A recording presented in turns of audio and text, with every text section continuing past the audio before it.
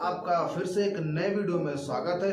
तो आइए आज हम पवित्र बाइबल से एक वचन को पढ़ते हैं और इस वचन के द्वारा परमेश्वर आपको ब्लेस और आशीषित करे। अगर आपके पास बाइबल है तो उसे खोल लें और इस वचन को सुने और ध्यान से सुने और इस वचन को सुनने के बाद अपने जीवन में इसे लागू भी करें। अगर इस वचन को अपने जीवन में और इस वचन पे अगर आप चलते हो तो परमेश्वर आपके जिंदगी को, आपके जीवन को सेम नहीं रहने देगा।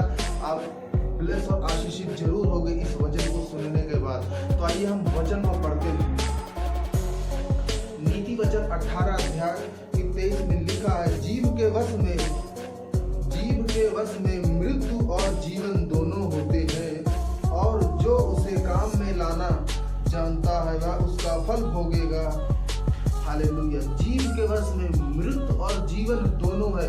इसे आप किस तरह से इस्तेमाल करते हैं, इसको आपको सोचना चाहिए, आपको समझना चाहिए। क्योंकि परमेश्वर ने कहा जीव के वश में मृत्यु और जीवन दोनों है। अगर आप अपने मुंह को सही से इस्तेमाल नहीं करते तो आपका कभी भी शैतान मजाक बना सकता है, आपको कभी भी शैतान फंसा सकता है।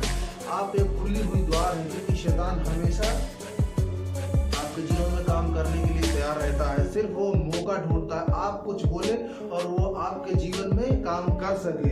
आज लोग थोड़ी सी प्रॉब्लम रहती है तो उसे बड़ा बनाते हैं। तो शैतान को सिर्फ भनक लगनी चाहिए कि परमेश्वर के वचन से हट रहा है। जब हम परमेश्वर के वचनों से हट जाते हैं ना, तो शैतान क्या करता है, हमारी लाइफ में काम कर सकता है। इसलिए हमारा बोलना वही बोले जो हमारे लिए आवश्यकता हो।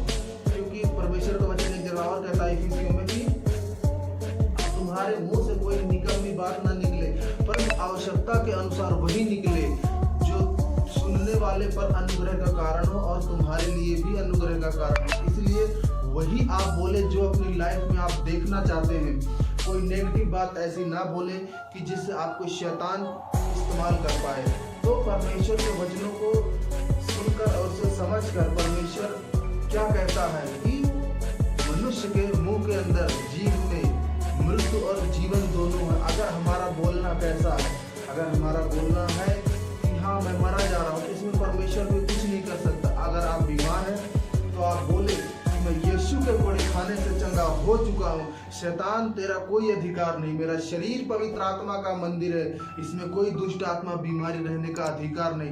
क्यों? यीशु मसीह ने हमें अधिकार दिया। उन अधिकारों को अगर हमें इस्तेमाल करना नहीं आया ना, तो हम सारी जिंदगी यूं ही करते रहेंगे कि जैसे लोग अभी लोगों से पूछो तो ये कहते हैं हाँ हमारे बुजुर्गों ने ये कहा वो कहा, लेकिन नहीं, यीशु मसीह के वचन में क्या लिखा, बाइबल क्या कहती है।